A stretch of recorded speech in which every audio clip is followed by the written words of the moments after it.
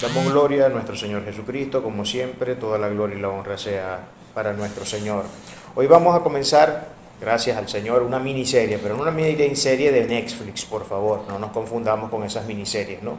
Ni con ninguna de estas que dan las grandes cadenas de televisión, porque ya sabemos que todas esas miniseries, aunque pudieran valorarse algunas más que otras como medianamente decentes, sin embargo tenemos en ellas, en todas estas miniseries tenemos siempre, sobre todo si son de Netflix, ¿no? Tenemos siempre un elemento que es completamente, bueno, entregado a la lascivia, entregado a la concupiscencia y a tanta porquería de este mundo, ¿no? Sobre todo con este tema del movimiento y las ideologías woke y todas estas cosas bueno, que hemos tratado en este seminario, hemos tratado más bien en este ministerio en varias ocasiones a través de artículos, de enseñanzas. También se ha tocado, que también lo tocamos a nivel de conferencia, a nivel de seminario. Pero la miniserie de hoy, digo que es una miniserie porque solamente consta del seguimiento y el examen de un único capítulo. Y el capítulo que vamos a estar estudiando será el capítulo 17 del libro de Juan. Todo el capítulo 17. ¿Qué registra el capítulo 17 del libro de Juan? El capítulo 17 registra la oración sacerdotal de nuestro Señor Jesucristo. Eso es lo que registra este capítulo. Una oración que bien hacemos en estudiarla, bien hacemos en meterle la lupa, en hacerle un examen profundo, porque hay cosas arduamente importantes que podemos extraer de acá, de esto que Cristo nos presenta aquí en la oración que Él hace por su pueblo. Además de tener un modelo de oración que es impresionantemente divino y sin duda alguna que nos dará muchos, pero muchos ejemplos a seguir en nuestros modelos de oración. También tenemos una serie de afirmaciones cristológicas que son sumamente importantes y que bien hacemos en meterle la lupa. Acuérdense que hemos estado estudiando y es una de las razones por las cuales he decidido hoy comenzar esta pequeña serie, es porque hemos venido estudiando el tema de cristología, ¿no? Como hemos venido estudiando el tema de cristología y estamos bastante fresquecitos respecto a lo que fue el rol sacerdotal de Cristo cuando tratamos el triple oficio de Cristo, por eso tengo a bien que hoy iniciemos la enseñanza acerca de lo que es entonces la oración sacerdotal de Cristo, para que podamos ver un poco cómo es que se manifiesta, cómo es que se gesta y cómo es que procede Cristo en su rol como sacerdote. Vamos entonces, sin más preámbulos, a leer entonces desde el versículo 1 al 5, el capítulo 17 del libro de Juan, para que entonces entremos ya de lleno en este asunto. Dice la palabra de la siguiente forma: estas cosas habló Jesús, y levantando los ojos al cielo dijo: Padre, la hora ha llegado. Glorifica a tu Hijo, para que también tu Hijo te glorifique a ti, como le has dado potestad sobre toda carne, para que dé vida eterna a todos los que le distes. Y esta es la vida eterna, que te conozcan a ti, el único Dios verdadero, y a Jesucristo a quien has enviado. Yo te he glorificado en la tierra, he acabado la obra que me diste que hiciese. Ahora pues, Padre, glorifícame tú al lado tuyo, con aquella gloria que tuve contigo antes que el mundo fuese. Gloriosas palabras de nuestro Señor. Como vemos y como ya lo dije al principio, aquí estamos entonces ante lo que podríamos llamar sin ningún problema el preámbulo, la introducción a lo que viene a ser esta oración sacerdotal que Cristo estará desarrollando y estará avanzando ya en los posteriores versículos. Pero aquí tenemos un pequeño preámbulo que por cierto nos tiene mucho que decir, ¿no? Porque como vemos, antes de que Cristo comience a entrar ya propiamente en el tema de la oración por sus discípulos, Él primeramente inicia, como todos nosotros debemos iniciar en nuestras oraciones, dándole gloria y honra al Señor al nombre de nuestro Señor. Él inicia buscando la gloria y dando la gloria al Padre. Él pide su gloria y da gloria al Padre. Como vemos, este es un principio fundamental dentro de la oración y es algo que tendremos a bien todos poner en práctica diaria siempre. Cada vez que usted entre a orar, cada vez que usted entre a conectarse con el Padre Celestial, la mejor forma de comenzar es adorando a Dios, exaltando a Dios, dándole gloria a Dios. Hay personas que lo hacen muy mal, hay personas que cuando van a orar inician de una vez pidiendo y pidiendo y pidiendo y pidiendo, y no hay momento dentro de esa oración donde se le dé la gloria a Dios, donde siquiera se le agradezca, ¿no? Bueno, ya sabemos que hay personas que lamentablemente, pues, además de omitir muchas cosas que son fundamentales dentro del oficio espiritual o dentro de la práctica espiritual de la oración, además de eso también, bueno, parece ser que tienen algunos otros intereses que no son precisamente la de tener a Dios en primer lugar, ¿no? Que es algo que está más que claro dentro de las Sagradas Escrituras que debe ser así. Cristo estaba en las cercanías de ejecutar su obra redentora.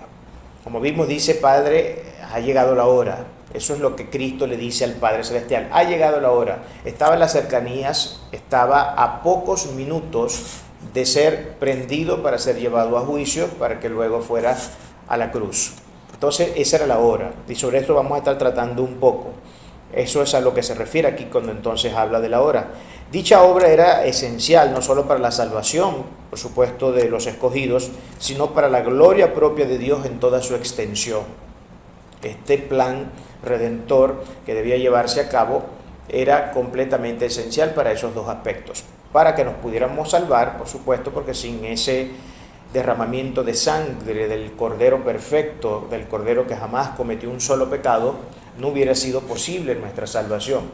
Pero además de eso, también este acto redentor es un acto que también glorifica a la persona del Padre, que glorifica a la persona del Hijo, y por supuesto que también glorifica a la persona del Espíritu Santo, porque cuando estamos hablando de todo lo que fue el acto de la redención, estamos hablando de un acto donde hubo participación absoluta de las tres personas de la Trinidad.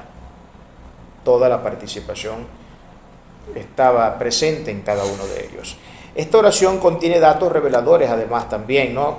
Por ejemplo, la afirmación de la preexistencia eterna de Cristo con el Padre, una clara evidencia de su divinidad. Y eso no me voy a detener mucho en este punto porque solo estamos introduciendo, pero más adelante lo vamos a tratar así con un poquito más, digamos, de profundidad, ¿no?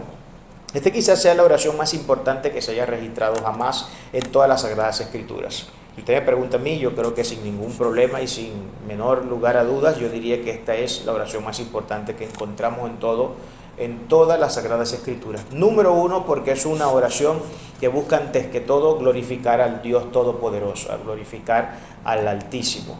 Y dos, porque además también demuestra el infinito amor que Dios ha tenido y la gracia bondadosa que ha derramado y que ha dispensado sobre todos aquellos a quienes previamente había elegido, a quienes previamente había escogido. Es una muestra, por supuesto, del compromiso de vida de Jesús y de su infinito amor, un amor que, ¿quién podría decir que lo que Cristo hizo no es la prueba de amor más gigante que se pueda ver en toda la humanidad? No existe amor más grande que este. Ningún amor es equiparable al amor que Cristo nos tiene a nosotros. Alguno podría decir allí, pero es que el amor de madre como ese no hay ninguno. No, el amor de madre es un vago ejemplo de lo que es el amor de Dios sobre la humanidad. El amor de Dios es infinitamente superior en todos los aspectos. ¿Y por qué es infinitamente superior? Bueno, simplemente porque estamos tratando con un ser que es infinito en todas sus capacidades. Y al ser infinito en todas sus capacidades no tiene límites para hacer lo que Él quiere hacer. Por supuesto, en este sentido, ¿no? Esto no quiere decir, y no estoy yo aquí afirmando que no hayan cosas que Dios no puede hacer. Hay cosas que Dios no puede hacer, como por ejemplo, Dios no puede pecar, Dios no puede hacer el mal moral. Hay diversas cosas, Dios no puede contradecirse a sí mismo, y son, digamos, restricciones que son simplemente la conclusión lógica de lo que es propiamente el ser de Dios en toda su extensión. Pero cuando hablamos de estos atributos y de estas virtudes que Dios tiene, por ejemplo, el amor con el que Dios ama es del tamaño de Él mismo.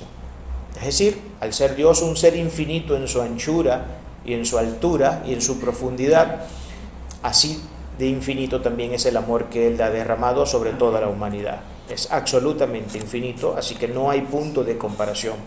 No hay punto de comparación. Esa es la perfección suprema del amor. Es la perfección. Acuérdense que este es uno de los atributos comunicables de Dios. Cuando hablo de que es un atributo comunicable de Dios, con esto lo que estoy diciendo es que es una de esas características que Dios compartió con los seres humanos. Él nos dio la capacidad de amar también a nosotros. Nosotros amamos porque Dios es amor, porque nosotros procedemos de Dios, y puesto que procedemos de Dios y Él tiene características que ha decidido compartir con nosotros, tenemos el amor como una de estas características que Él compartió con nosotros, que es una de estas perfecciones que en lenguaje tomista nosotros podríamos exponer. El alcance, además de esta oración, es cósmica.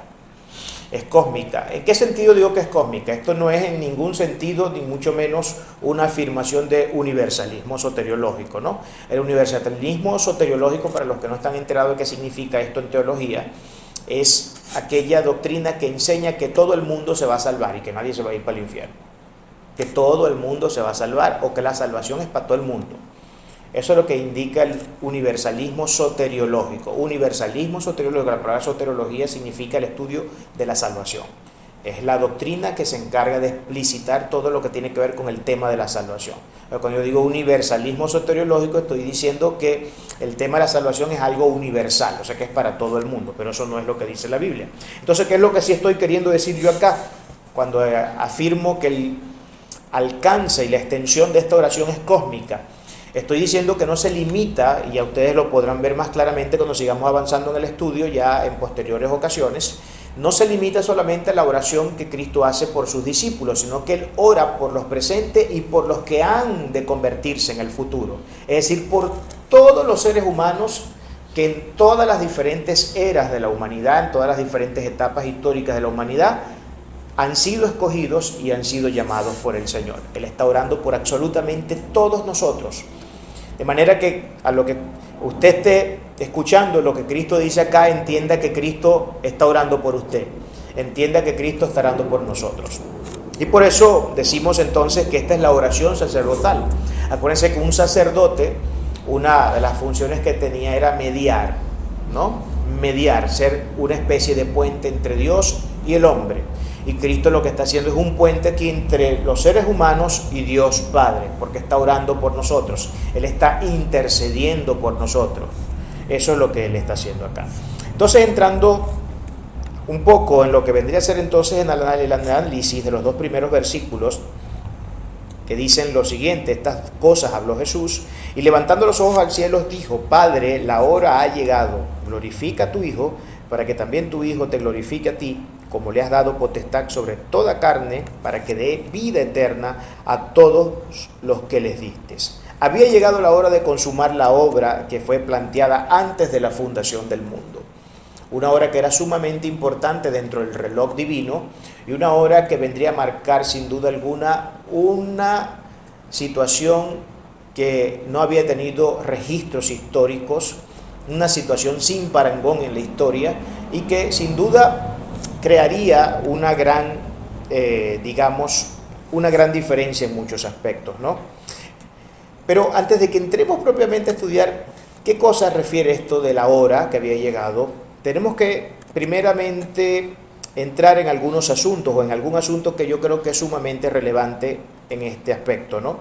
Para que entendamos, por supuesto, porque todo esto tiene como fin siempre darle la gloria al Señor y saber que Cristo y que Dios hizo lo que hizo en su propia voluntad, lo hizo por un acto propio de su voluntad, y que nadie, absolutamente nadie podría de ninguna manera evitar que el plan que se había gestado en el corazón del amor infinito del Padre se pudiera abortar, porque no era posible abortar este plan, no era posible. Antes de esta hora no existía margen entonces de posibilidad alguna de que Cristo fuera detenido en su empresa redentora. Y yo voy a poner acá dos versículos de ejemplo que creo yo que tendremos a bien expresar para que tengamos claro este asunto. Miren lo que dice, por ejemplo, Juan en su capítulo 7, versículo 30. Entonces procuraban prenderle, pero ninguno le echó mano porque aún no había llegado su hora. Esto eran los detractores de Cristo, los enemigos de Cristo. Acuérdense que cada vez que Cristo hablaba, cada vez que Cristo se presentaba y daba una enseñanza, siempre estaban sus enemigos alrededor buscando a ver en qué mínima cosita Cristo se caía para enseguida salir a señalarlo, y aunque no pudieran encontrar nada que señalar de él, siempre se inventaban cualquier cuento. Eso creo que es algo con lo que todos nosotros los seres humanos estamos familiarizados, ¿no? Sobre todo cuando hay personas que nos tienen envidia. La envidia suele trabajar de esa forma. Y de hecho eso era precisamente lo que esta gente sentía, en parte, entre tantos otros asuntos, por supuesto, que nosotros pudiéramos exponer acerca de lo que era el malévolo corazón del hombre de la falsa religión de aquel tiempo, ¿no? Porque estamos hablando del judaísmo temprano, ¿no? De este judaísmo a quien Cristo acusó de ser hipócrita, de ser una falsa religión y de ser un falso camino para llegar al Padre, para llegar a los pies del Padre. Entonces, cada vez que Cristo hablaba, estaban los fariseos, estaba toda esta gente de la religión de la época, la crema innata de la religiosidad, y ellos, por supuesto, al ser tremendos adversarios de nuestro Señor Jesucristo, siempre querían buscar la manera de ver cómo lo prendían, cómo lo llevaban a la cárcel, de ver cómo lo borraban del mapa, porque esa era su única misión. La única misión de ellos era borrarlos del mapa. Sin embargo, como acabamos de ver aquí lo que dice Juan, ellos trataron de prenderlo, dice aquí, entonces procuraban prenderle, pero ninguno le echó mano porque aún no había llegado su hora.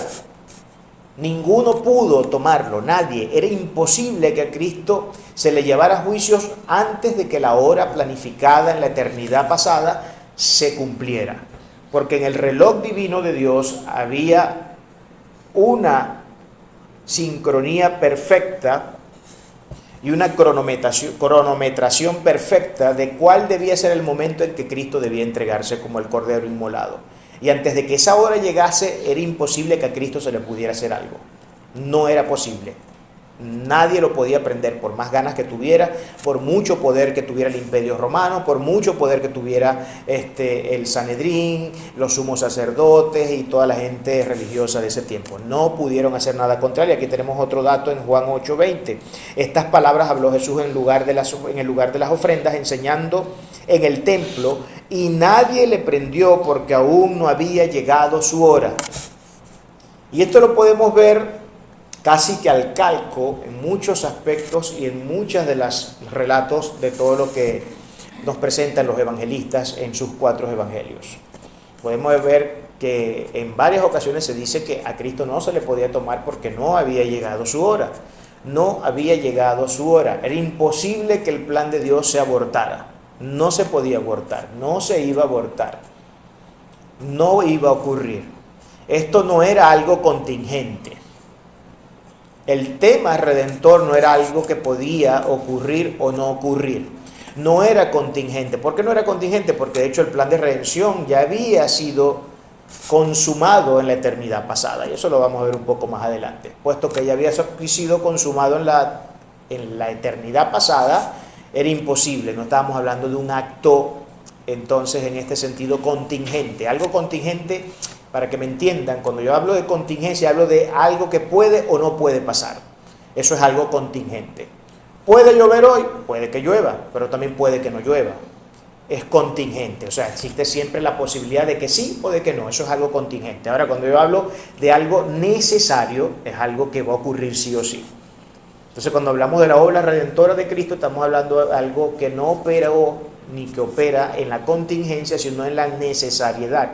Porque ya Cristo había sido fundado o había sido inmolado antes de la fundación del mundo, por lo que ya era una obra consumada, solo que había que llevarla a cabo en un acto material. Pero ya esto había ocurrido en la eternidad pasada.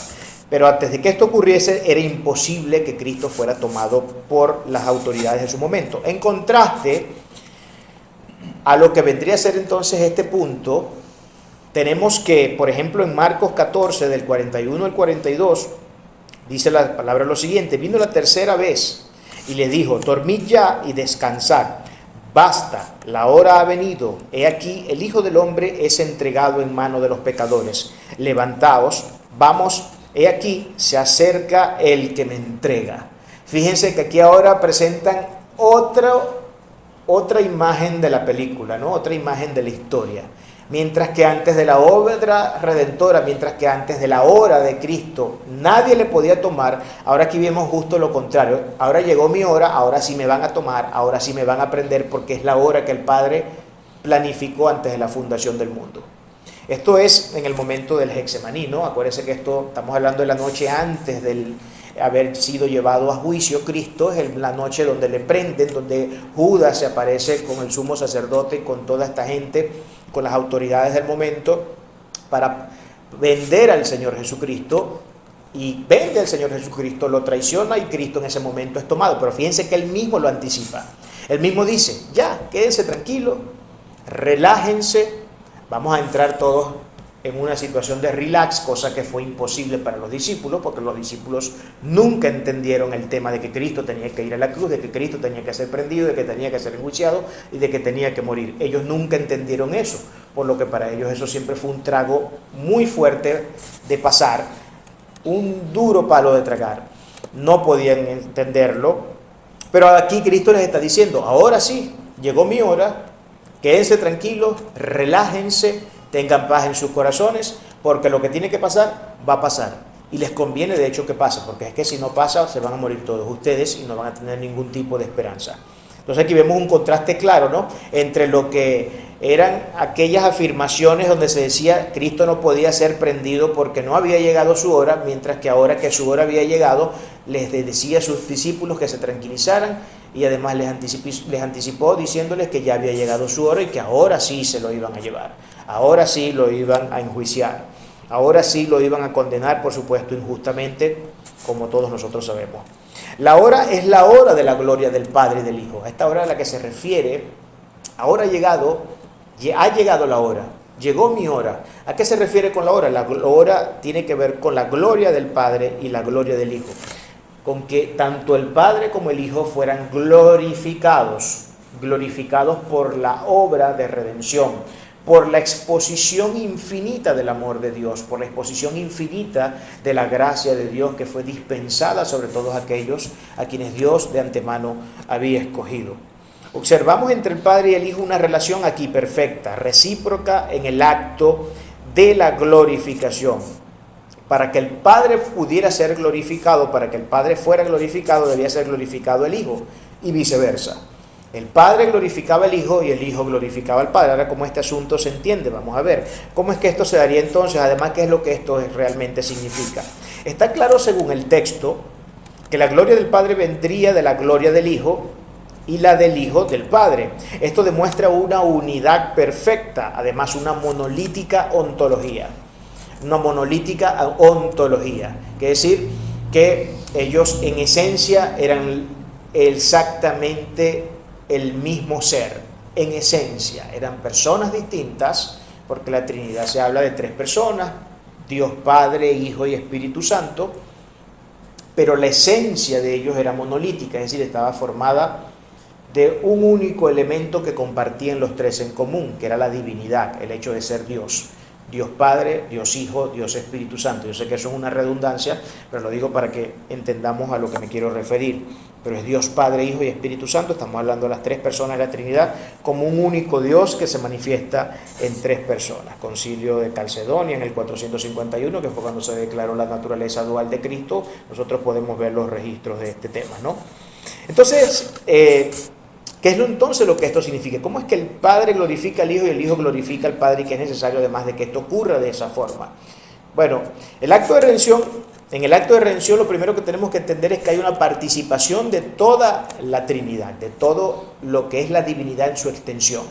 Vuelvo y repito, acuérdense que cuando hablamos de la Trinidad estamos hablando de Dios Padre, Hijo y Espíritu Santo, por eso decimos Trinidad, la palabra tri viene de tres, pero son tres personas, Padre, Hijo y Espíritu Santo. Pero en el acto de la redención, hoy cuando hablo del acto de redención estoy hablando de la misión de Cristo, venir a morir por nosotros, derramar su sangre para podernos dar salvación, a eso que me refiero con el acto de redención. En ese acto hay participación de las tres personas de la Trinidad, no de una sola, de las tres. El Padre es el agente intelectual del plan, Él es quien lo idea, Él es quien lo manifiesta al Hijo. Y le dice al Hijo, mira, tú tienes que ir a la tierra, te vas a encarnar en un cuerpo humano, vas a hacer esto, esto y aquello. Y vas a ir a la cruz, vas a morir, vas a entregar tu vida, pero yo te voy a resucitar al tercer día. Cristo lleva a cabo, es el ejecutor del plan. El Padre es el intelectual del plan, el Hijo es el ejecutor del plan y el Espíritu Santo es quien aplica la obra redentora sobre todos los escogidos. Por lo que entonces podemos ver claramente que hay una participación activa de la Trinidad en todo lo que tiene que ver con el acto de la redención. participación activa. No es que la redención fue un tema solo del Padre, algunos incluso la gran mayoría, ¿no? Y esto es un error bastante común dentro del pueblo evangélico, que creen, estoy seguro que si usted le hace esta pregunta a cualquier evangélico, a cualquier cristiano de manera random, de manera aleatoria, escogiendo a cualquiera, y le pregunta quién fue el que llevó la obra de redención, quién hizo posible la obra de redención, o cuál es el agente entre la Trinidad.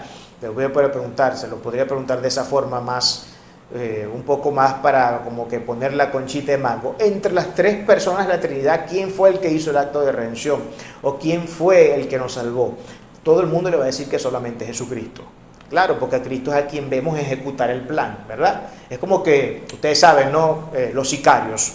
A los sicarios salen a matar porque hay un tipo que les paga una cierta cantidad de plata, pero es el agente intelectual, es el que dice, mira, a aquella persona me le vas a llegar y le vas a mandar 2 tiros en la cabeza. Entonces nosotros, por regla general, si de odio se trata, ¿sobre quién cree usted que va a desprender todo el odio? ¿Sobre el ejecutor o sobre el que planificó? El ejecutor es el primero que nos viene a la mente. Porque el ejecutor fue el que vimos tener la pistola en la mano, fue el que vimos alar del gatillo y fue el que le quitó la vida a la persona. Entonces, la mente, la idea o la imagen que siempre va a quedar del asesino no va a ser del que está atrás, escondido, y del que pagó la plata, porque ese ni lo vemos, ni sabemos, muy probablemente ni nos enteramos nunca quién fue el que lo mandó a matar. Pero la imagen que nunca se va a borrar de nuestra mente es de la del ejecutor. Aquel que tenía la pistola en la mano, que aló el gatillo y que sentenció la vida de una persona. Pues exactamente pasa con el tema de la redención. Cuando nosotros vemos la redención, por regla general creemos que la redención es un acto que solamente es llevado a cabo por Cristo, puesto que es a Él a quien le vemos ir a la cruz, a quien vemos que le hacen todo lo que le hicieron, fue Él a quien vemos que le dieron muerte y fue Él a quien vemos que resucitó. Entonces es fácil muchas veces equivocarse llegando a la conclusión de que solamente Cristo fue el que hizo la redención. Pero no solamente fue Cristo, fue el Padre, ya se los expliqué por qué, y también tenemos entonces la presencia del Espíritu Santo en todo este tema. Al Hijo consumar el acto, el Padre era glorificado, puesto que Él fue quien lo ideó. A su vez, el Hijo era glorificado por el Padre por su perfecta obediencia al plan. Y esta es la forma en cómo ellos se glorifican mutuamente. Porque Cristo está diciendo, ha llegado la hora, Señor, glorifica a tu Hijo para que tu Hijo te glorifique a ti. Eso es lo que vimos que dice el texto. ¿Y cómo es que esto se da entonces? Bueno, ¿por qué el Padre es glorificado mediante la obra de Cristo? Porque precisamente el plan lo ideó el Padre. Y porque fue el Padre quien entregó su tesoro más glorioso y valioso, que era su Hijo, su unigénito. El único Hijo natural, Jesucristo, a quien entregó para que fuera a llevar a cabo esa misión. ¿Cómo no iba a ser glorificado el Padre? Por supuesto que el Padre merecía toda la alabanza, toda la gloria y toda la honra. Pero a la vez el Hijo también merece toda la alabanza y toda la gloria y toda la honra. Porque Él fue el ejecutor del plan.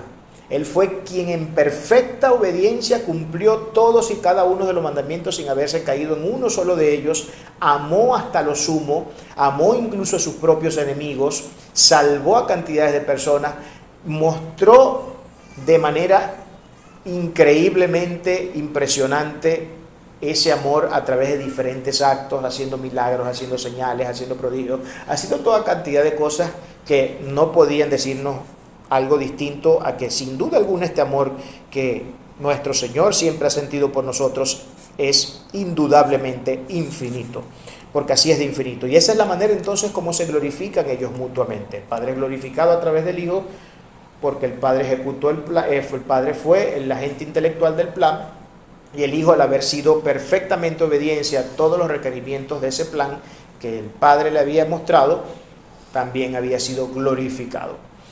El Padre además transfiere la autoridad absoluta sobre toda la humanidad. Transfiere la autoridad a su Hijo, absoluta sobre toda la humanidad, resaltando que la vida eterna sería dada por el Hijo.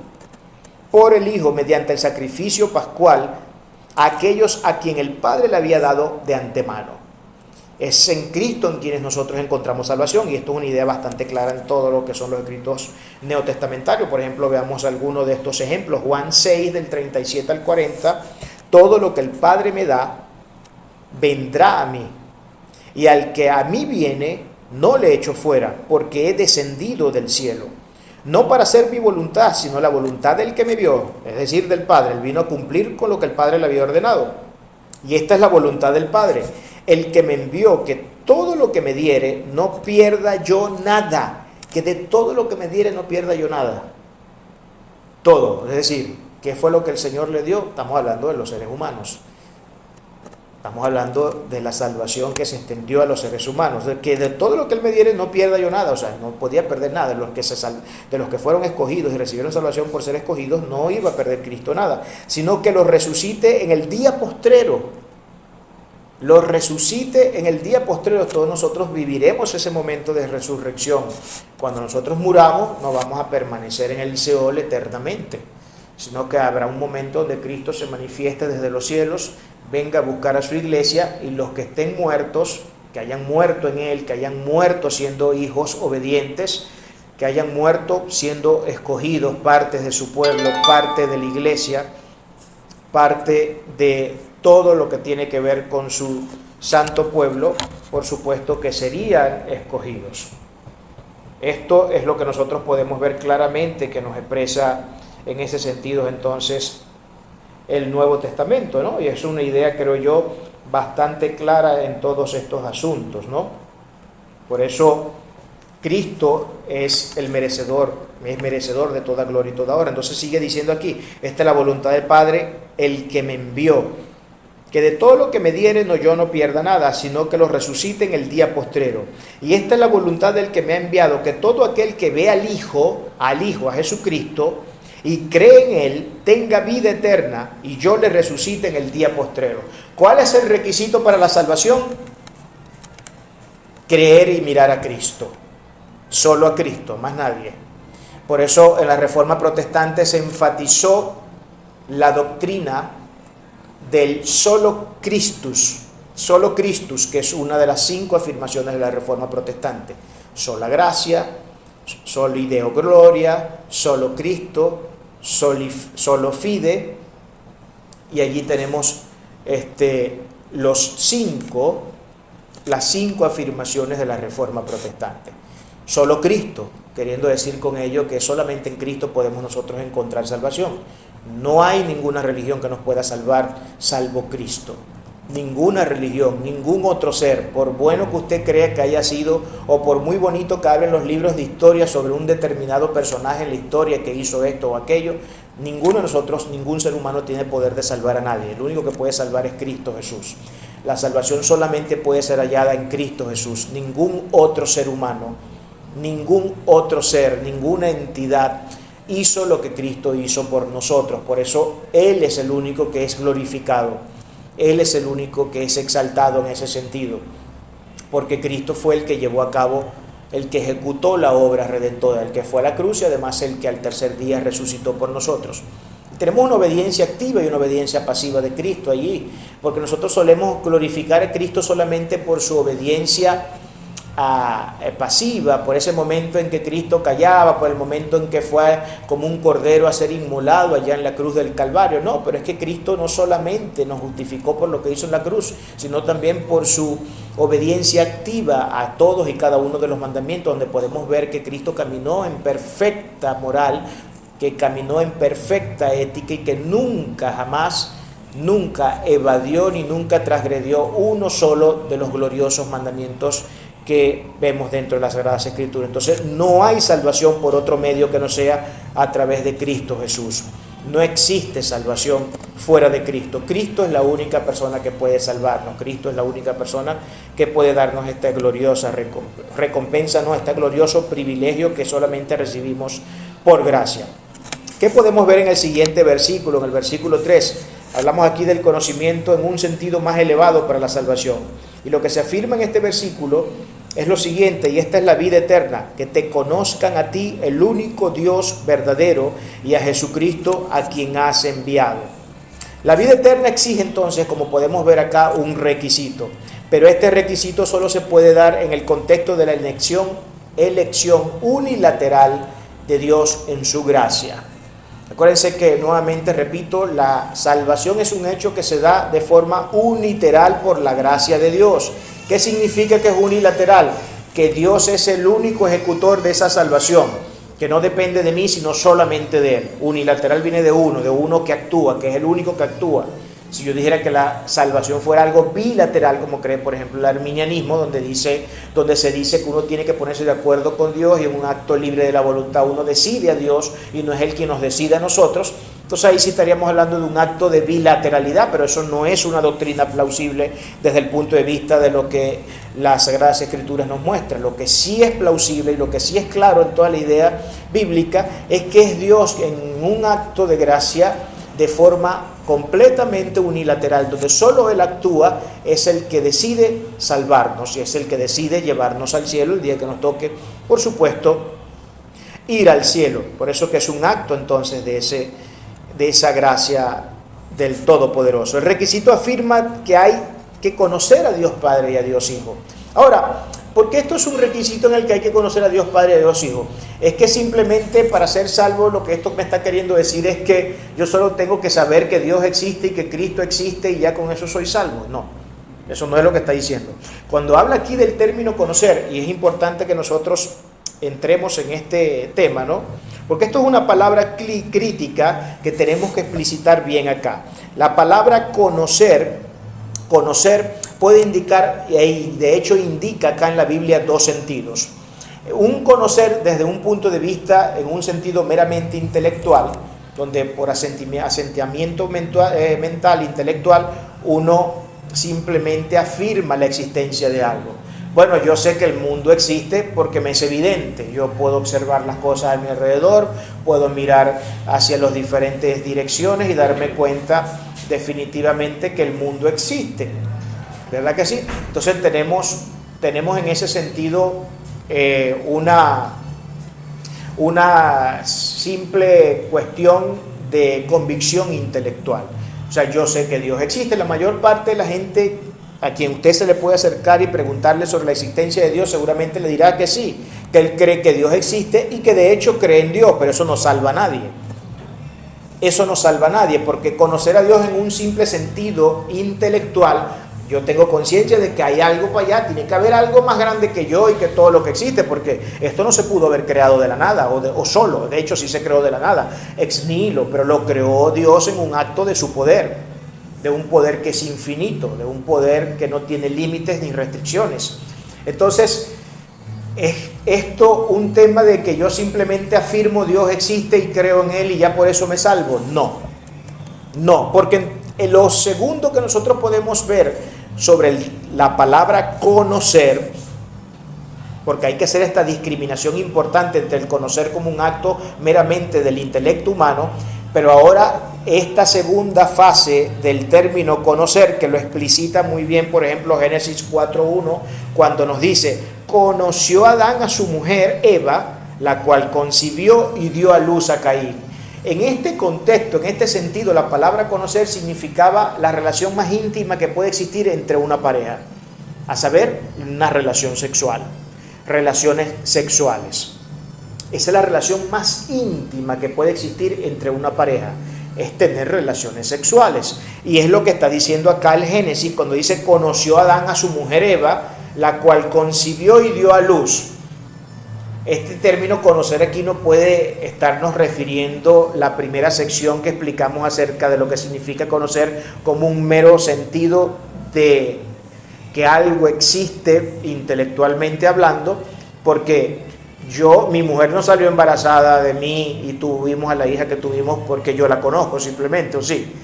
Ella salió embarazada porque yo la conozco. Yo te conozco, sé cómo es tu nombre, me sé el número de cédula y ya por eso ella salió embarazada. No, el término conocer aquí tiene un sentido de relación íntima, de una relación muy estrecha. Y es exactamente lo que ocurre con Dios. Cuando hablamos de que es necesario para la salvación conocer a Dios, es que nosotros debemos entrar en una relación íntima con el Creador. Una relación íntima significa que usted debe tener una conexión constante con Dios. Orar, leer la Biblia, darle gloria, evangelizar, congregarse. Todo esto es parte de todo el asunto que implica tener una relación íntima y estrecha con el Dios Todopoderoso.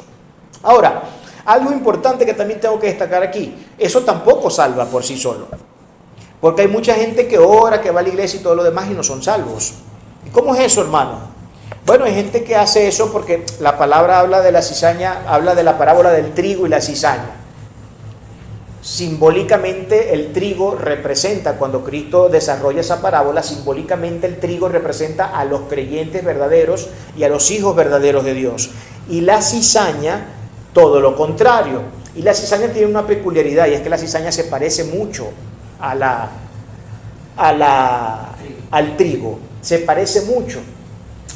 Se parece mucho al trigo, y entre las congregaciones a veces hay mucha gente que puede estar asistiendo, que puede estar yendo y viniendo, pero no tienen en realidad una relación íntima con el Señor, salvo el hecho de que van el domingo porque, no sé, por puro compromiso, por obligación, o porque le da pena decir que no, por lo que sea. Cualquiera puede ser la razón que nosotros podamos tener en nuestro corazón. Hay gente que hace eso, yo he conocido cantidades de personas así, y no porque van a la iglesia o porque tienen ciertas prácticas religiosas, eso los va a salvar, porque eso tampoco los va a salvar. Ahora, ¿dónde quiero llegar con todo este asunto y cuál es el punto acá? Porque es importante que enfaticemos este punto. Cuando aquí habla de conocer en este segundo sentido, de tener una relación íntima y estrecha con el Creador, para poder tener una relación íntima y estrecha con el Creador, usted necesita ser un hijo de Dios de verdad, porque ninguna persona que sea un hijo de Dios de verdad puede tener una relación íntimamente estrecha con Dios. Solo el que es hijo tiene la facultad dada por Dios mismo, espiritual, porque Él mismo pone en nosotros el querer como el hacer de su propia voluntad, para que nosotros podamos acercarnos a Él. De otra manera no podríamos acercarnos a nuestro Creador. Sería imposible acercarnos y tener esa relación íntima con Él. De tal suerte entonces, hermanos, que la conclusión lógica en este punto es que para que nosotros podamos tener esa relación íntima con el Señor necesitamos ser hijos de Dios verdadero, porque solo un hijo de Dios verdadero puede tener esa relación íntima con Dios. Y estos casos son tan extremos, de gente que se autoengaña creyendo que porque a veces va a la iglesia ya por eso es salvo. Yo le tengo que sacar una carta aquí muy importante. Yo creo que todos nosotros, estoy seguro que al apóstol que más se recuerda de todo, al apóstol no, al discípulo, porque no era apóstol, al discípulo que más todos recordamos de Cristo cuando nos piden mencionar la lista de los 12, yo creo que uno de los primeros que se nos va a venir a la mente es Judas, por ser un traidor, ¿verdad que sí? ¿Quién puede olvidar la imagen de ese hombre? ¿Quién puede olvidarla? A lo mejor a algunos se lo olvidará Jacobo, a lo mejor a algunos hasta el propio Juan se lo olvidará, pero es que ese Judas no se sale de la cabeza nunca. Y con toda razón, porque vemos que el acto de traición cósmica más grande que se haya causado en la humanidad lo llevó a cabo ese hombre. ¿Y cómo no recordar ese hecho? Ahora, hay algo importante con la vida de Judas. Si usted estudia todo el trayecto histórico y ministerial de Cristo, que fueron aproximadamente 3 años que él estuvo en la tierra, usted va a ver que esos 3 años Judas estuvo con él hasta el último día, hasta el día en que fue y llevó a las autoridades para que lo apresaran porque lo vendió por 40 monedas.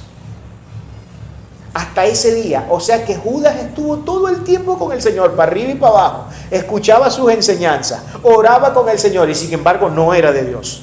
Y fue un hijo de perdición y se fue para el infierno. Ay, ¿cómo es eso? ¿Cómo es que tuvo todo el tiempo con el Señor, incluso hasta el momento final de su vida estuvo con el Señor, pero no terminó ser salvo? Bueno, así pasa justamente con muchas personas que asisten a las congregaciones, que van a prácticas espirituales y todos los demás. Pueden estar 60 años en la iglesia y no ser hijos de Dios verdadero. A lo mejor van porque tienen algún interés en particular. Mucha gente, yo he visto, a veces, sobre todo se ve mucho en los varones, que a veces van a las iglesias, también pasa con las mujeres, esto no solamente pasa con los varones, pasa con todos, pero lógicamente por razones naturales esto suele ser mucho más visible y más evidenciado dentro de lo que es la masculinidad, ¿no? Hay veces que hay muchachos que usted los ve yendo a la iglesia un montón de años, pero es porque tienen un interés, hay una muchachita ahí que le gusta y le están cayendo.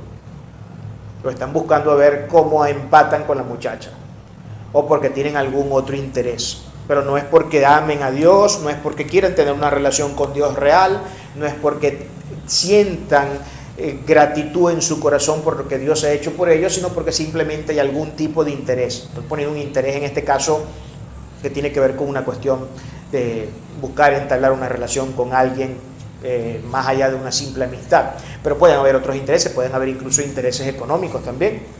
Pueden haber intereses económicos, pueden haber intereses de poder, pueden haber intereses de influencia, pueden haber cualquier tipo de interés. O simplemente, como lo dije al principio, puede que esas personas estén yendo o algunas personas vayan a la congregación porque su mejor amigo les estrechó la invitación y no le quieren quedar a su mejor amigo, qué sé yo, o sea, tantas cosas, ¿no? O un familiar, lo llevó el hermano, o lo llevó la hija, o lo llevó el padre, o lo llevó el abuelo, o quien sea, ¿no? Hay muchas razones por las que nosotros podemos, pero como vemos, para poder ser salvos necesitamos conocer a Dios Padre y a Dios Hijo, conocer a la Santa Trinidad. ¿Y conocerla en qué sentido? En este sentido intelectual de decir yo sé que Dios existe. No, mucha gente se está yendo ahorita al infierno con la idea de que Dios existe y de que supuestamente creen en Él, pero se están yendo para el infierno, porque eso por sí solo nos salva. Lo que salva es entonces que Dios nos haya elegido y que nosotros tengamos una comunión íntima con Él real, verdadera, profunda. Eso es lo que sí salva. Entonces es necesario, lógicamente, si nosotros vemos en esta discriminación que hemos hecho del término conocer, la primera lleva a la segunda. Es necesario primero saber que Dios existe, porque si yo no sé que Dios existe no puedo llegar a la segunda fase, que sería entonces entrar a tener una relación íntima con ese Dios. Porque ¿quién puede entrar a tener una relación íntima con alguien de quien cree que no existe? Habría que estar loco, ¿verdad que sí? Estaríamos fuera del sentido común. No, yo amo a Carlita. ¿Y quién es Carlita? Bueno, no sé, es una persona que no existe, está en mi imaginación. O simplemente yo no creo en que exista tal Carlita, es simplemente un invento que yo me he hecho. O sea, son cosas que simplemente no tienen el menor índice de sentido común y que sin duda alguna refleja pues que hay un grado de enfermedad mental sin duda alguna. Y en los últimos dos versículos, 4 y 5, tenemos la obra perfecta del Cordero acabada, llevada a cabo a la perfección. Yo te he glorificado en la tierra, he acabado la obra que me diste que hiciese. Ahora pues, Padre, glorifícame tú al lado tuyo con aquella gloria que tuve contigo antes que el mundo fuese. Con aquella gloria que tuve contigo antes que el mundo fuese. Estamos viendo la afirmación de la preexistencia de Cristo.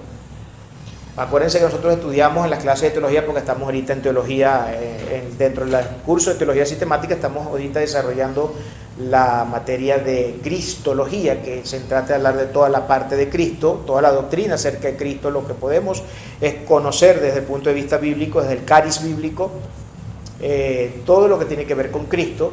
Y en uno de estos asuntos que nosotros estuvimos viendo allí, por ejemplo, además de ver el tema del triple oficio de Cristo, ¿no? También vimos los diferentes estados de Cristo. Entonces tenemos al Cristo encarnado y tenemos al Cristo preencarnado y preexistente antes de venir al mundo. Cristo no existe desde que Él vino al mundo, Cristo existe desde la eternidad, desde siempre, porque Él es eterno, porque estamos hablando entonces de Dios. Pero hay un hecho curioso acá, es curioso que la forma en la que Cristo habla aquí es como si ya hubiera ido a la cruz, y ciertamente ya lo había hecho, porque fíjense, volvemos a leer el texto. Acuérdense que estamos hablando de que Cristo está diciendo, llegó la hora, Padre, ya tengo que ir a cumplir. Tengo que ir a la cruz, tengo que morir, tengo que padecer todo lo que tengo que padecer, porque ese fue el plan que nosotros ideamos allá en la eternidad. Y Cristo, fíjense que dice, yo te he glorificado en la tierra, he acabado la obra que me diste que hiciese. Ahora pues, Padre, glorifícame a tu lado con aquella gloria que tuve contigo antes de la fundación del mundo. Parece que Cristo está hablando aquí como que si yo hubiera consumado la obra, pero todavía no había llegado a la cruz. ¿Por qué será que Cristo está diciendo, Señor, ya te glorifiqué? Pero ya va un momentico, todavía llegó la hora, pero la hora no se había consumado todavía, Él no había ido a la cruz, no había muerto. ¿Por qué Él entonces está hablando así? Bueno, Él está hablando así por algo muy simple. Hay dos aspectos que nosotros podemos explicitar en este punto, y que creo yo que son bastante claros dentro del Sagrado Texto. Primero que nada, la palabra afirma, y eso lo podemos ver en Apocalipsis 13:8, que dice de la siguiente forma: y la adoraron todos los moradores de la tierra cuyos nombres no estaban escritos en el libro de la vida del Cordero, que fue inmolado desde el principio del mundo. Cristo no murió hace 2000 y pico de años. Él no ejecutó la obra redentora hace 2000 y pico de años. Eso es un acto que se dio en la eternidad pasada. Antes de la fundación del mundo ya Cristo había sido entregado como el molero, como el cordero que iba a ser inmolado para expiar nuestros pecados, para redimirnos, para comprarnos, para salvarnos, para justificarnos delante del Padre, para imputarnos su justicia. Por eso es que Cristo dice aquí, Él habla como que si ya la obra se hubiese hecho, porque es que de hecho ya se había hecho en la eternidad pasada. Pero no solamente ese es el único sentido que podemos ver acá, aquí también podemos ver otro sentido. Porque Él dice, yo te he glorificado, Padre. Y es que Él también lo glorificó. Acuérdense que tenemos, nuevamente en teología se hace una distinción, una discriminación entre obediencia activa y pasiva.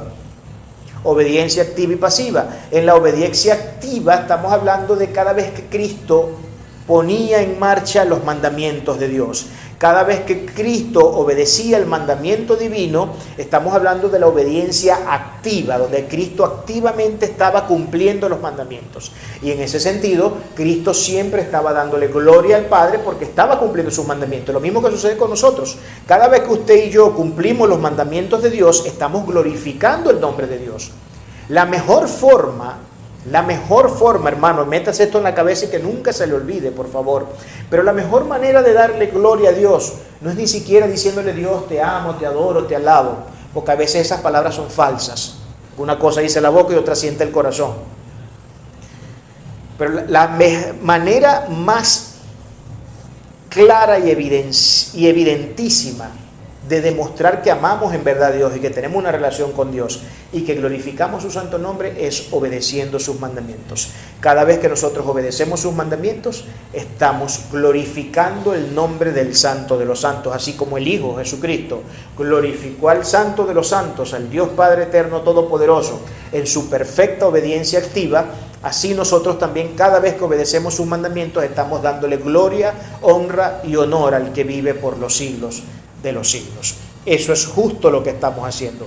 Así que si usted se llegase a preguntar alguna vez en su vida, ¿cuál es la mejor forma de yo darle gloria al nombre de Dios? Obedeciendo a Dios. Obedezca lo que Él dice. Haga lo que Él dice que tenga que hacer y deje de hacer lo que Él dice que tiene que dejar de hacer. Porque hay restricciones. Hay mandamientos positivos, hay mandamientos negativos. Mandamientos positivos, lo que debemos hacer. Mandamientos negativos, lo que no debemos hacer. Hay cosas que no nos convienen desde ningún punto de vista. Nos conviene tenerlas como práctica de vida.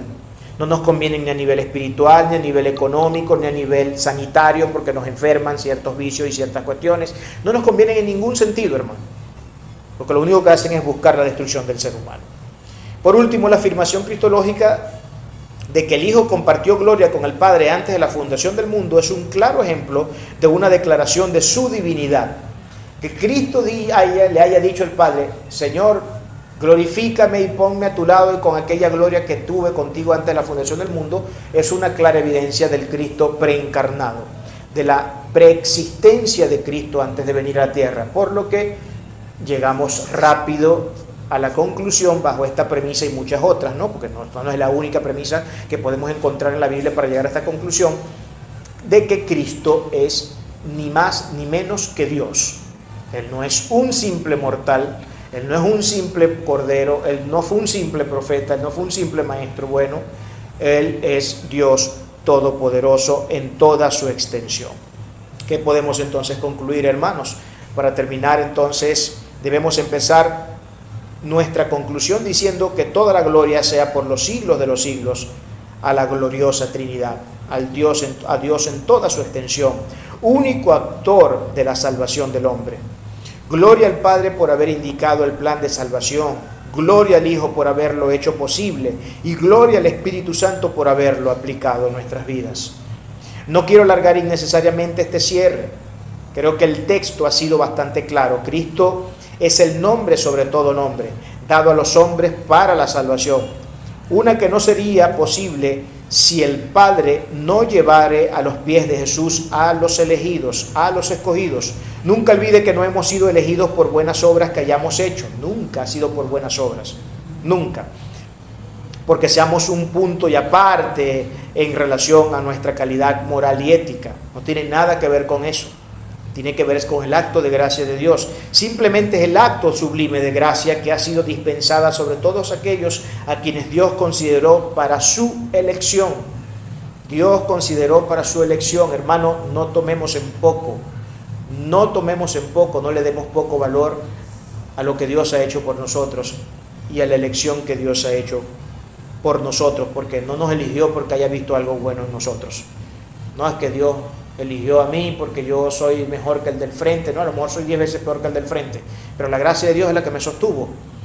¿Quién puede decirle a Dios por qué me eligió a mí y no al del frente? Eso es un misterio que solamente Él sabrá. Yo no lo puedo entender, usted tampoco lo podrá entender jamás, pero es la manera en cómo nosotros vemos en la Biblia que Dios trabaja. Pero aunque esta preciosa salvación no sea un asunto de obras, las obras son absolutamente necesarias y además esenciales para saber qué tipo de árbol somos, si somos árboles elegidos o no, porque por estos frutos serán conocidos quiénes son y quiénes no son. Importante. Un hijo de Dios verdadero se reconoce por los frutos que da, porque eso es lo que dice el Nuevo Testamento. Por sus frutos los conoceréis. Un hijo de Dios verdadero se conoce por los frutos que da. Si una persona que dice que es hija de Dios y que ama a Dios, que dice, se mofa, se exalta más bien en decir que Él es un hijo, que Él obedece, que Él va y que Él viene en todo lo que Dios le hace. Y sin embargo usted observa a esa persona y ve que su vida da frutos contrarios a lo que la Biblia dice, hay que tener serias dudas en pensar de que esa persona sea un verdadero hijo de Dios.